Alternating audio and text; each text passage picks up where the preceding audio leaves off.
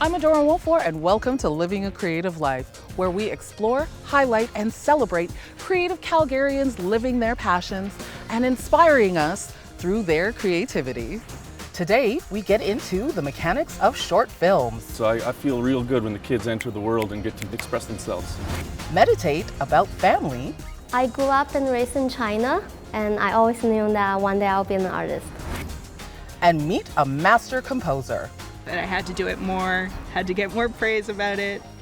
This and more on Living a Creative Life.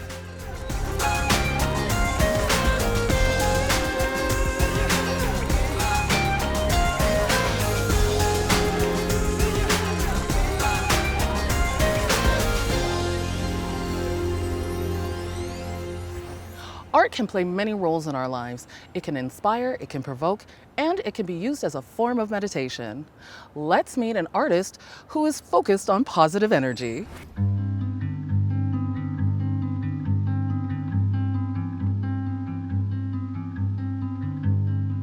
Back in China, I spent a lot of time exploring all kinds of mediums. I found my passion in oil paint. I wanted to create something unique. So most of my work is a combination of Western technique and Asian elements.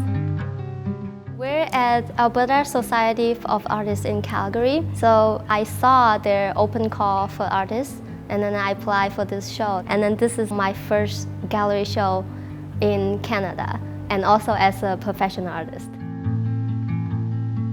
So I have my two different themes of show here. One is my solo meditation, and the other one is the group exhibit. It's called the Asian Roots Trial. So half of them is the Asian theme, the Handful Beauty, and then the other one is my bracelet series. So my mother is a Buddhist, and then she likes to collect Buddha's bracelets. So it's something that I grew up and familiar with. So in my culture, Buddha's bracelet emphasize virtual and positive energy. So we believe that when you're around those energy, it will improve you mentally and physically. So my idea is to put those good positive energy into my art, and I wanted the viewer to feel the same way when they look at my art. And that's why I started to create this series of art. Meditation is the name of this whole series. When I am painting, I will just sit there for hours, not moving, just meditating and for a long time, and then just doing this little detail work, just I would sink into my own world. And when I am painting, and my mind would just go away, and then just it's hard to describe. It's very relaxing. The process of making those Buddha's bracelet, it's my way of meditating. So that's why I wanted to call this whole series meditation. Also, when I move away from home, my mother always remind me not to forget to wear them every day, because this will keep me safe. So the bracelets also remind me of the strong connection I have with my family and culture.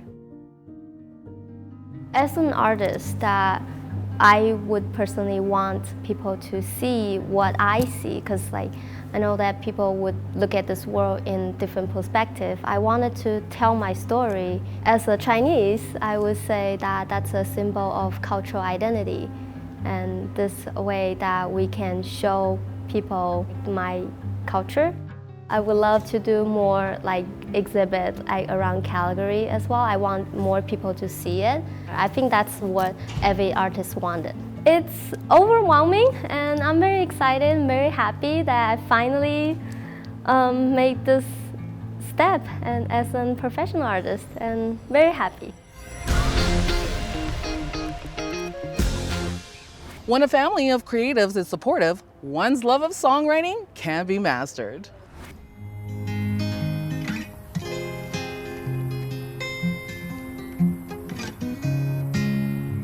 I wrote my first song when I was 11 years old. Both of my parents are artists as well. So I got a lot of positive feedback at home. It was a really safe space. That is when I fell in love with songwriting. girl I built a life for, now a woman. How do you feel about how you made your way here? Because I feel like I heard that you have a master's in songwriting. So I sought out a Masters of Music in songwriting, and it was a really wonderful experience. It allowed me to produce my first album, which is called Calendar. You know, I hired sessional musicians and produced it all myself, and I still really love it for being this labor of learning and teaching myself new things.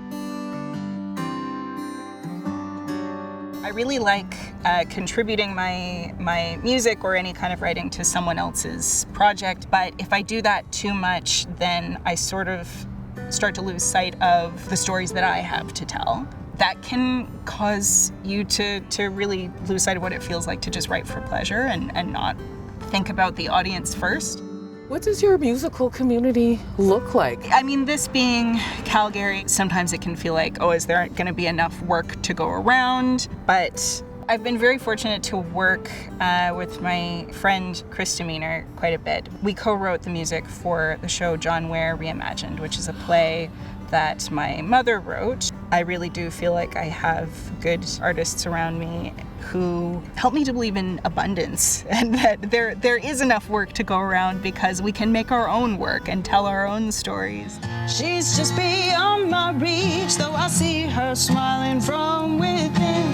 I know she can't be alone when darkness come crashing. What would your dream project be?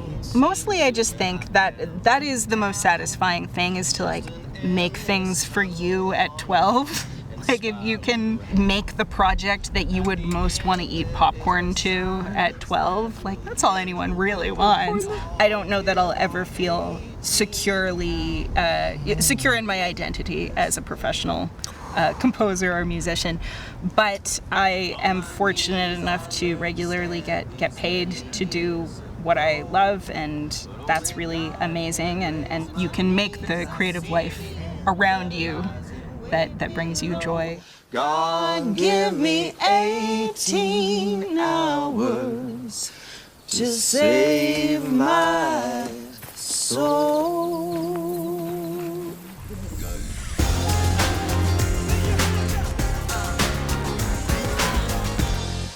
What does failing in safety look like for students at NUTV?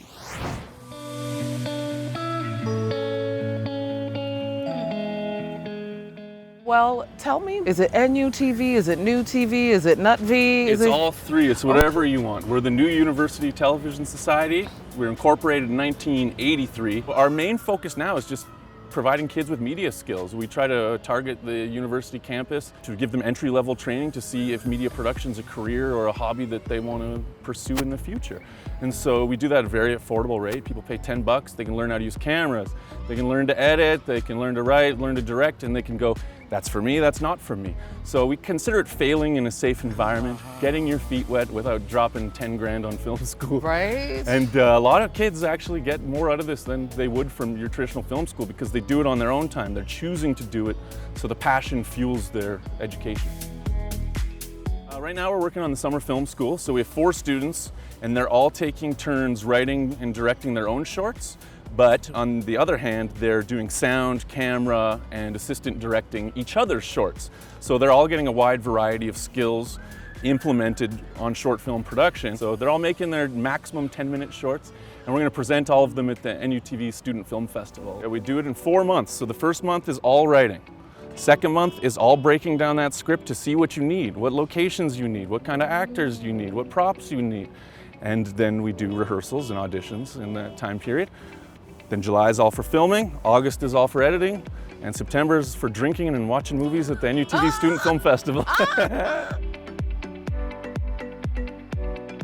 kind of learned everything I wanted to about the professional world of filmmaking and learned that I'm more akin to the scrappier backyard style of filmmaking And I wanted to pass those skills on to the kids so that they could all learn their own skills and make their own independent films. I believe filmmaking's for the people, and that it should be harvesting and presenting unique voices of all people. I believe anybody should be able to make a movie if they want to. I just want to be the bulletproof vest for these kids to kind of protect them from the ego hits that can occur when making and presenting your own work.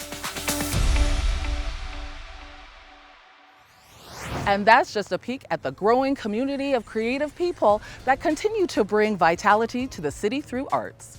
If you have a project, story, or example of living creatively, please send to submissions@calgaryartsdevelopment.com or post with the hashtag YYCLCL.